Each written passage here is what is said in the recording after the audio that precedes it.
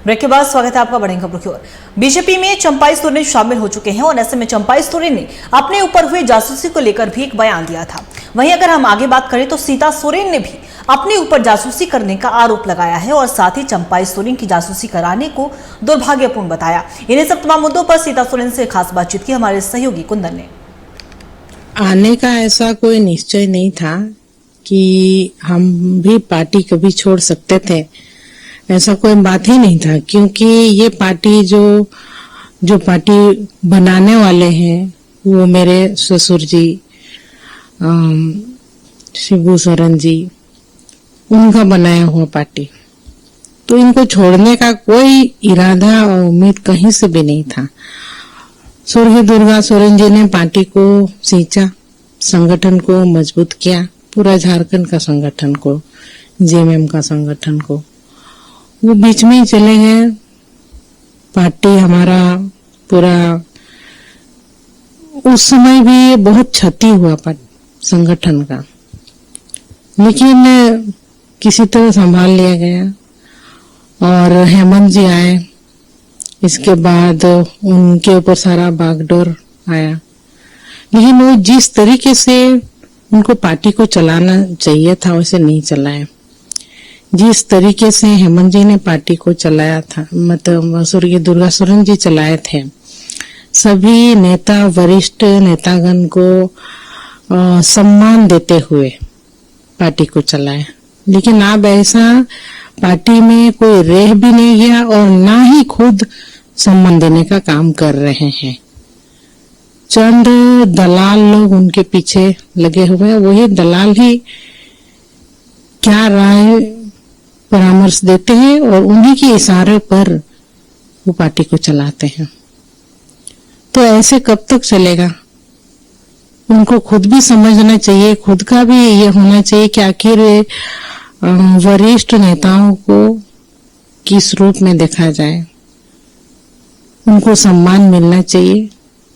सम्मान की कमी की वजह से हम भी पार्टी छोड़े और आज चंपाई चाचा भी मुख्यमंत्री उनको बनाया गया और मुख्यमंत्री रहने के क्रम में भी उनके साथ कई ऐसा व्यवहार हुआ, उसके बीच में भी जो वो बर्दाश्त नहीं किए। और चाचा ने कभी पार्टी के विरोध में कुछ भी नहीं कहा है, हमने कभी सुना नहीं है, क्योंकि उनका योगदान भी बहुत अहम था पार्टी में। जिस तरह से अलग झारखंड राज्य के लड़ाई में कदम से कदम मिला करके बाबा के साथ चले थे और अलग झारखंड राज्य का निर्माण किया गया, तो पार्टी के प्रति पूरी तरह से समर्पित थे। हम भी कभी सोचे नहीं थे कि सीएम चाचा के साथ इस तरह का व्यवहार किया जाएगा। तो इसी दुख के कारण वो इतना बड़ा निर्णय लिए और आज भारतीय जनता पार्टी में शामिल हुए। जी बिल्कुल, अब आगे लोबिन हेम्ब्रम जी भी ज्वाइन करने ही वाले हैं, क्योंकि उनको संथाल में ज्वाइन करना है, संथाल परगना में। और इसके बाद चाचा स्टेफन मरांडी जी का भी कुछ इस तरह का बयान आया है नाराजगी का पार्टी से, पार्टी के प्रति। तो कई इसके बाद तो फिर कई नेता है जो झारखंड मुक्ति मोर्चा में मजबूरी से रह रहे हैं। तो ये मजबूरी कब तक चलेगी भाई? वन मैन पार्टी बन करके रह गई कि सिर्फ एक ही इंसान का बात चलता है, तो ऐसा कब तक?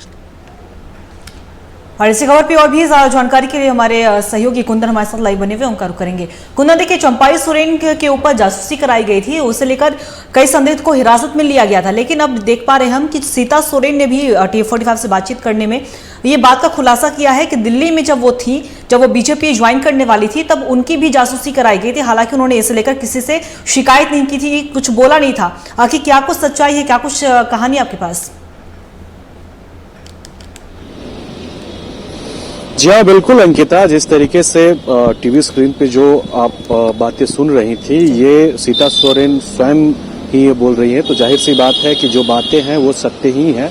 क्योंकि उन्होंने सीधे तौर पे टीवी 45 से बातचीत के क्रम में यह कहा कि जो पिछले दफा जब मैं दिल्ली में थी पिछले साल, तो जब मैं भाजपा ज्वाइन करने वाली थी या फिर जब भी दिल्ली में जाती थी तो हमारे साथ जो है कुछ लोग आगे पीछे रहते थे। हालांकि हम इस चीज़ को फॉलो किए हैं कि कुछ लोग आते जाते थे हमारे साथ, लेकिन हम एज श्योर नहीं थे। लेकिन उन्होंने यह कहा कि हमारा भी रेकी हुआ है, मतलब जासूसी हुआ है। जब भी दिल्ली जाते थे तो स्पेशल ब्रांच के हो या फिर कोई भी हो जो हमारे पीछे रहता था।